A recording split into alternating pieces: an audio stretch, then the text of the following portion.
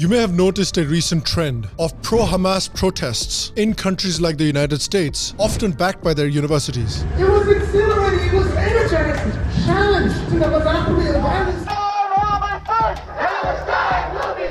Talking about Harvard and Columbia and UPenn universities here. Are the donors pulling the plug and why? York University Student Union posted a statement glorifying Hamas. And says it takes the position of solidarity with the Palestinian people and added that resistance against colonial violence is justified and necessary. Unfortunately, these universities have also become dens of anti-Hindu and anti-Indian hatred.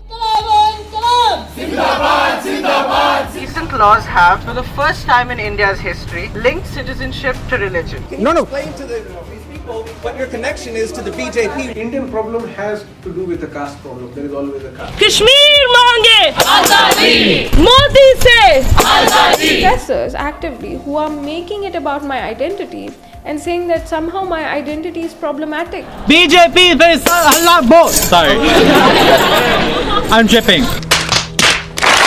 This is the story of the systematic takeover of American colleges by Marxists, the Chinese, and the Arab nations, and how unfortunately many Indians themselves are supporting and funding their own downfall in these universities, and why Indians should think twice before they attend these universities or they send their children to these universities. This story has more twists and turns than those serials your grandma watches. So buckle up. Indians really do love to study in the West, almost as much as Rohit Shetty likes to destroy cars in his movies. Over 6.5 lakh Indian students went abroad in 2022. Right now, there are 319,000 Indian students in Canada, 211,000 in the US, 139,000 in the UK, and 96,000 in Australia. Indians have started to significantly outnumber even the Chinese students in Western universities. So as you can imagine, Indians tend to spend a lot of money on Western universities. Direct spending on study abroad by Indian students was $47 billion for 2022, and it's projected to reach as high as $70 billion by 2025. At this rate, simply the amount of money spent by Indians on foreign education might outstrip Pakistan's GDP. But again, what if I told you that the dream that many Indians have of getting a good education in Western universities is turning into a nightmare? A professor from the prestigious Cornell University recently said this. It was exhilarating, it was energetic. If they weren't exhilarated by this challenge to the monopoly of violence, by this shifting of the balance of power, then they would not be human. I was exhilarated. Didn't ask. Many universities are having pro-terror protests. The Hamas terror attack on Israeli civilians 2 weeks ago have roiled college and university campuses across the country, from Arizona State to Indiana to George Mason and many more. Student unions are calling these attacks necessary. Swift condemnation pouring in tonight after York University Student Union posted a statement glorifying Hamas. The university itself is among those speaking out. Opinions like these make you think if you're in Jawaharlal Nehru University or an American university.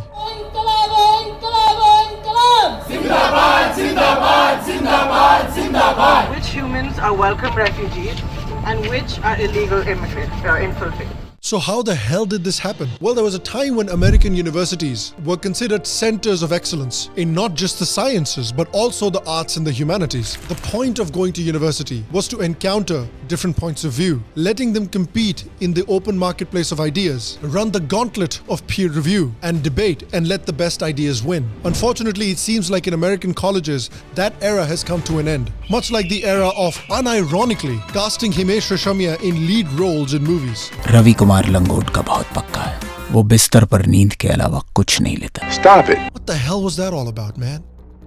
How did we as a country allow that to happen? #never again. American universities are now disproportionately filled with people with one particular ideology. A study found that in UC Berkeley, the Democrat to Republican ratio was 9.9:1. For Stanford University, the Democrat to Republican ratio was 7.6:1. In short, these universities have become real-life Democrat echo chambers. Not that there's anything wrong with being a Democrat, but the problem with any place becoming an echo chamber for one particular ideology is that, much like Game of Thrones, what starts brilliantly with the best of intentions will eventually go to shit. Since 2014, there has been a spate of incidents where speakers have been booked to speak in colleges and their appointments have been unceremoniously cancelled by student groups, often through the use of violence. Speaker who was invited to talk by Berkeley College Republicans was Milo Yiannopoulos. Students who come to my talks who don't necessarily agree with me but just want to hear the other side, they were prevented from doing so this evening by violence from the left. The Foundation for Individual Rights and Expression has a database of the number of speakers that have been forcibly disinvited from college campuses. You will notice that a majority of these people are conservative commentators, many of whom I disagree with, many of whom I don't even like. But there is a concerted attempt in university campuses to exclude one ideology from entering this echo chamber. And so the echo chamber that these university campuses are keeps getting tighter and tighter. Much like your asshole when your mother is going through your browser history. Asshole parivartan. In fact, things have reached a point where even certain words are considered too harmful to be spoken. And no, these are not those horrible pejoratives that you use for black people or for Jews or for Muslims. You'd be surprised at what these words are. You shouldn't use the term American anymore, according to Stanford University. The term often refers to people from the United States only, thereby insinuating that the U.S. is the most important country in the Americas. Instead, they say you should consider using the term U.S. citizen. You should no longer use the term Hispanic, Karens. Sorry, another term you're not supposed to use. You should not use the term straight. All of this stuff, it starts off on the fringes of society, and then it is mainstreamed into the rest of society. What do you think about that, Mr. Picard? It's fucking bullshit, mate. Yeah, I thought so. Now, there are a lot of problems on college campuses that we can go into in excruciating detail. But as far as this video is concerned, we will focus on another negative outcome of Western universities becoming echo chambers, which is how certain groups of people are treated as sacrosanct, while other groups are treated as inherently evil. For instance, in Western colleges, theories like critical race theory and intersectionality have become extremely popular. Intersectionality basically talks about the interconnected nature of social categorizations such as race, class, and gender as they appear to a given individual or group, regarded as creating overlapping and interdependent systems of discrimination or disadvantage. Now, on the face of it, it makes sense because if you take, for example, a black woman would often face discrimination for being a woman and would also face discrimination for being black. So those two identities and those sets of problems that she faces do sometimes intersect. But because universities have become echo chambers, there is no proper examination of these ideologies. So as a result of which, they become warped and twisted. And that has led to certain groups becoming protected categories, being treated as oppressed people about whom no criticism will ever be accepted, like black people, Latinos, Native Americans, and for some bloody reason, Muslims, who are the second largest population group on the planet, and there are 56 Muslim majority countries in the world. These guys becoming a protected category is like Mukesh Ambani hoarding all of the benefits of Ayushman Bharat, Ujjwala Yojana, and Mudra Yojana. And the worst part is that these universities are particularly biased against India. You've already seen how these universities have become dens of anti-Jewish hatred. A large section of the anti-Semitic hate in the wake of the October 7th terror attack by Hamas came from Western university campuses. And a similar thing is happening with Hindus. Recently, Harvard University added caste as a protected category. The idea is to show that caste discrimination is basically necessary for you to be a Hindu, and that way you get to single out and attack Hindus. Well, following that logic, Christianity and Islam demand hatred of non-believers in their religious books. Would Harvard dare to make polytheists a protected category? Would Harvard mark heathens as a protected category? Would Harvard mark kafirs as a protected category? Recently, a bill was introduced in California that was backed by many prominent universities. The bill was called SB 403. The goal of the bill was to outlaw caste-based discrimination. The only reason that the bill didn't become law is that the governor of California at the last moment vetoed it. Now, I don't have a problem with outlawing caste-based discrimination. It's already outlawed in India and I support that law. But the problem is that in the United States, discrimination on the basis of ancestry and birth, which is what caste is already outlawed under the current civil rights laws. So what the hell is the purpose of SB 403? How can I explain this? It's putting a hat on a hat. Many Hindu activists in the United States have claimed that the goal of this law is to single out the Hindu community for ethnic profiling and additional policing. Again, I reiterate that this law was supported by many universities. Prominent universities like Harvard has also worked with anti-Hindu organizations like Equality Labs, whose political director believes that Hinduism cannot exist without caste-based discrimination, and that is why Hinduism must be destroyed. Equality Labs have been accused of creating false surveys simply to malign Indians. The conclusions of these surveys were completely exposed by the Hindu American Foundation as well as a Carnegie Endowment study of Indian Americans. However, these fake reports by Equality Labs were used to target Indians working in Silicon Valley. For example, the infamous Cisco case, where Equality Labs and their lackeys accused two so-called upper caste Indians of discriminating against a lower caste Indian simply on the basis of caste. But this case was thrown out and there was no wrongdoing found on the part of the accused. Cisco Systems engineers Sundar Iyer and Ramana Kumpella, who faced allegations of caste-based discrimination. The case has been a critical talking point for groups like Equality Labs. हमको बहुत embarrassment होती है, शर्मिंदा होती है कि हमारा boss कहता है अच्छा जाओ कास्ट ट्रेनिंग तुम्हारी होगी, कंपनी ऑर्गेनाइज करी है, वहाँ जाके सेमिनार अटेंड करो। तो जब हम चुप करके बैठते हैं तो वहाँ हमारे अगेंस्ट क्या बोला जा रहा है और हमको जवाब देने का मौका नहीं मिलता। Despite Equality Labs being clearly biased and getting so completely exposed, Harvard continued to work with them and used their report to make caste a protected category in their university. They're funding philanthropy which ends up bringing in liberal arts models, and these liberal arts models bring in critical caste theory, and in those areas they funded Harvard and produced some of the work being done is very anti-India and anti-Hindu. In many American universities, events like Holi Against Hindutva are organized, which means simply because they don't like the ideology of Hindutva, they will boycott a Hindu religious festival, and then they have the gall to turn around and say that they have nothing against Hinduism, they just hate Hindutva. That's like me saying I don't have any problems with any particular ice cream brand, I just don't like all ice creams, but I go and select every single Baskin Robbins store and go burn just those down. Baskin Robbins clearly has a right to think, well, I think your problem is with us, mate.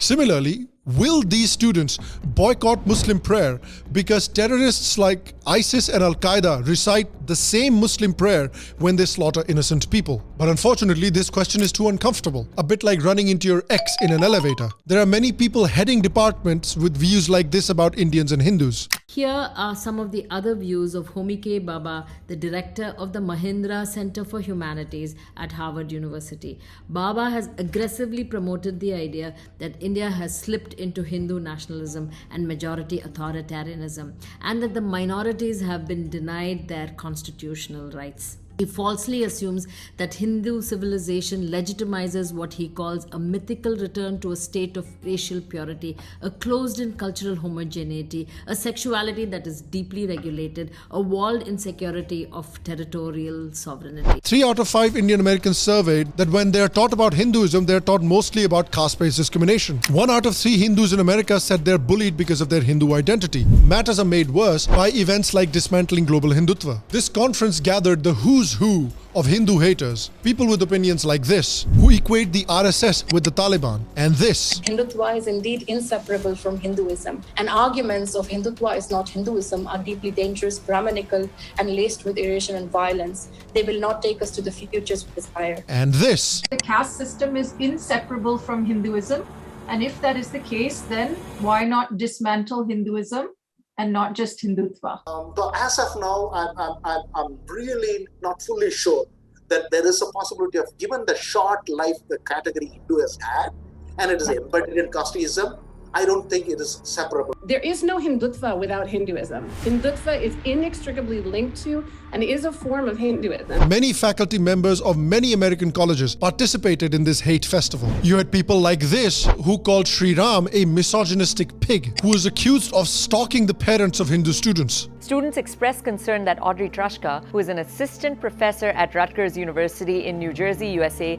teaches students that Hinduism is inherently oppressive, racist, misogynistic, and violent.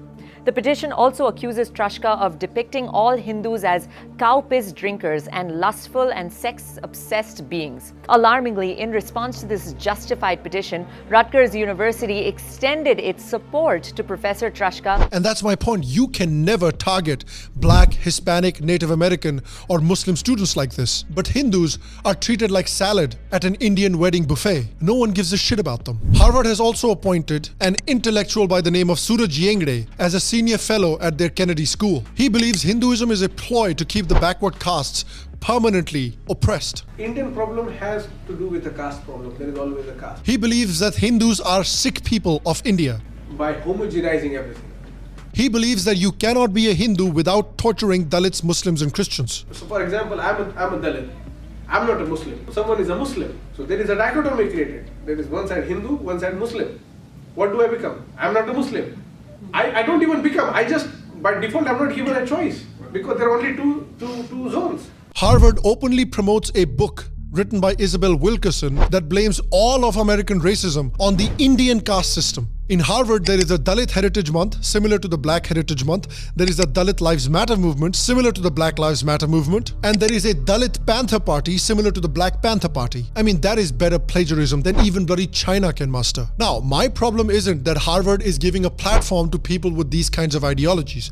My problem is that Harvard is an echo chamber. Harvard doesn't allow a platform to people with a different ideology from these people. How many pro-Hindutva professors are platformed at Harvard? How many pro-Modi intellectuals are platformed at Harvard? Will they allow the same amount of leeway and support to pro-Hindutva voices? Will they allow the same level of support to a Vikram Sampath or a Sanjeev Sanyal? But they will throw all their support behind a person like Suraj Yengde, who considers himself a successor to Ambedkar. Less than 1%, 0.83 Muslims teacher, female Muslim teacher are teaching in our universities or our colleges. Dalit faculties are close to 5%, Adivasi 2%.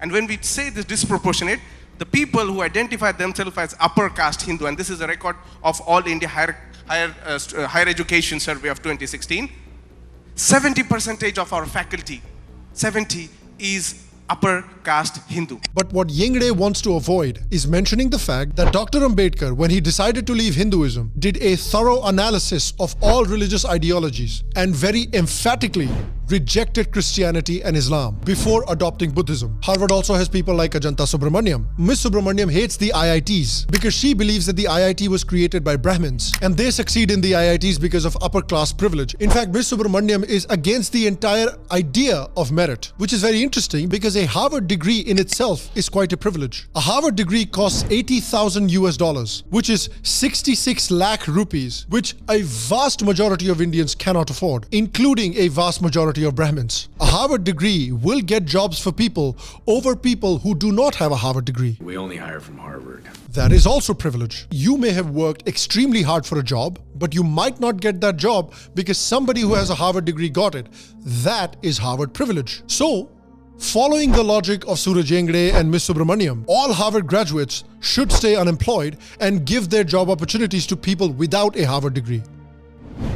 That is the only fair thing to do in this situation, right? Legacy students make up almost 40% of Harvard admissions in 2022, according to a Harvard Crimson survey. Meaning almost 40% of Harvard students got admissions because their parents or relatives went to Harvard. This is literally birth-based privilege. So as you can see, these universities are extremely messed up, and what we are seeing in these universities is one of the most successful examples of a long march through institutions. Now, what is a long march through institutions? Well, the Marxists believe that a direct attack might not be successful in capturing a country or an institution. However, what might be more successful is a quiet and gradual way of infiltrating institutions and then making changes from the inside, rather than trying to take everything over all at once. This social strategy can be traced back to neo-Marxist thinkers such as Antonio Gramsci. Gramsci taught that the best way to liberate society from oppression was not through political revolution, but it was through slowly and surely influencing and eventually changing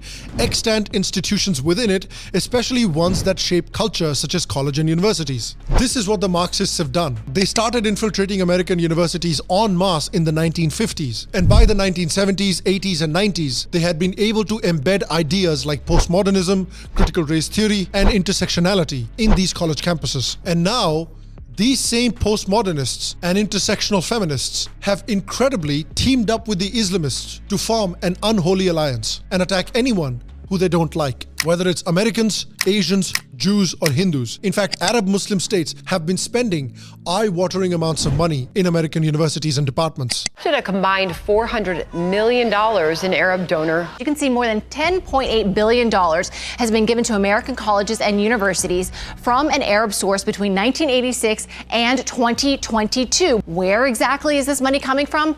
Mostly from Qatar, $5.1 billion, which, Sandra, is also home, as you know, to the leaders of Hamas.